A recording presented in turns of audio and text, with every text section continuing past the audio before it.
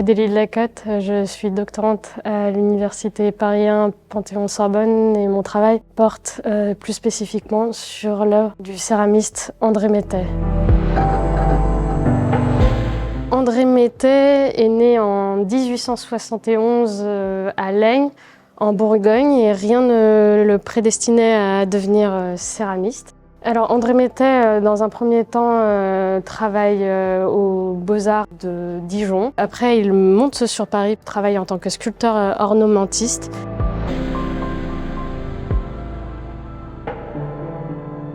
Sa première vocation, c'est d'être sculpteur.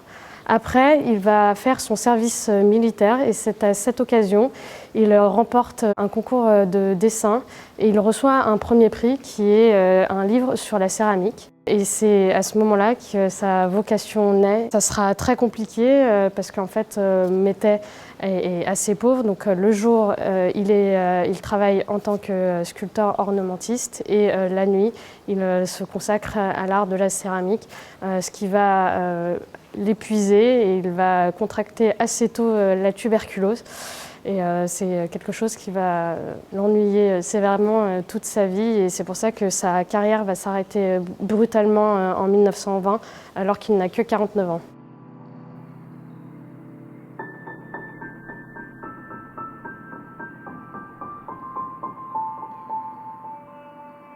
Aujourd'hui, André Métais, il est connu pour une partie de son œuvre très spécifique. En fait, vers 1907, par l'intermédiaire d'Ambroise Vollard, donc un célèbre marchand de tableaux, il invite dans son atelier un certain nombre d'artistes. Donc, parmi les plus connus, il y a Matisse, il y a Vlaminck, il y a Georges Rouault. Il y a également des femmes comme Marie Cassatt, Georgette Agut. Et donc, en fait, tous ces artistes, autour de 1907, ils vont venir dans l'atelier d'André Métais à Asnières décorer des pièces. Alors aujourd'hui, on appelle cette courte période l'école d'Asnières ou la céramique fauve.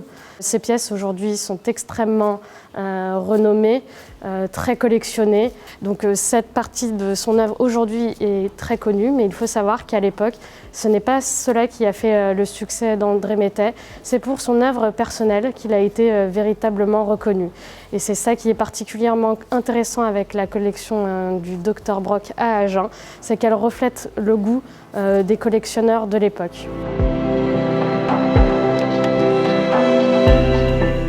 Donc là, on est vraiment sur une œuvre très particulière des collections du musée d'Agen.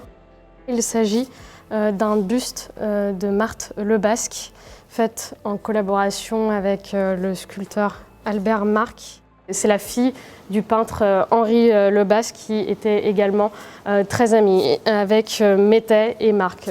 Toutes les personnes qui étaient au sein de l'atelier pouvaient devenir des modèles. Donc ainsi, Jean Métais est également devenu modèle de Marc et de Métais. Jean Métais a été également le modèle de Georges Rouault. On connaît un portrait.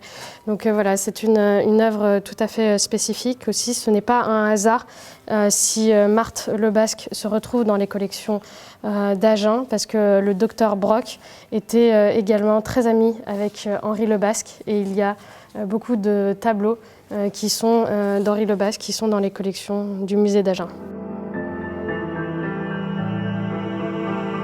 Ce buste est véritablement exceptionnel, surtout qu'il s'agit d'un grès. Donc un grès, c'est une terre qui cuit à haute température, qu'il va petit à petit abandonner parce que justement ce qui caractérise l'œuvre de Métais, on y viendra, c'est la couleur.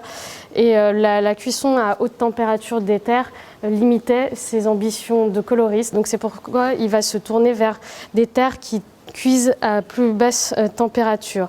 Et c'est ça qui est intéressant dans la collection du musée d'Agen, c'est qu'il y a quand même un certain nombre de pièces qui datent des débuts de Métais. Notamment, il y a ce pichet qui est particulièrement intéressant parce qu'en fait, on voit la technique de travail de Métais parce que Métais, je le disais, s'intéressait plutôt au décor, à la couleur et ça se ressent déjà sur ses premières œuvres. Ici, il s'agit également d'un grès. Par contre, on voit déjà que Métais s'intéresse à la couleur. C'est sur les reflets de bleu que Métais ici a joué.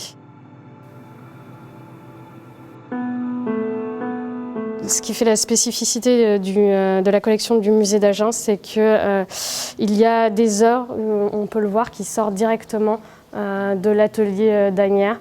En fait, Métais avait pour habitude d'inviter ces très grands collectionneurs dans son atelier. Donc ils pouvaient assister au défournement.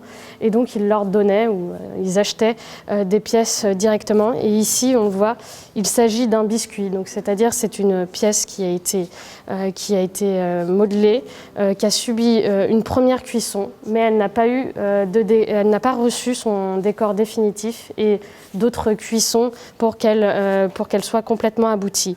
Il est probable que cette pièce, qui est signée, d'ailleurs c'est la signature la plus tardive de Métais, il est probable que cette pièce avait un défaut de cuisson et que Métais l'ait offerte directement au Dr Brock quand elle est sortie du four.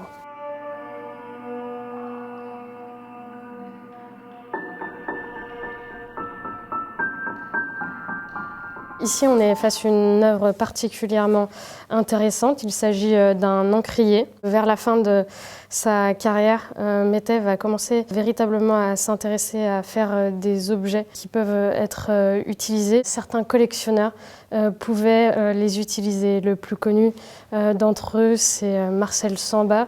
On a des témoignages, notamment le témoignage du peintre Signac, qui raconte qu'il allait régulièrement dîner chez le député Marcel Samba, très grand collectionneur de Métais, et qui faisait dîner ses invités dans des assiettes d'André Métais. Métais est présenté comme un des pères de l'art déco. En 1925, il est notamment cité dans le catalogue officiel de l'exposition. Malheureusement, il était déjà disparu, mais il est cité comme un des grands inspirateurs du mouvement.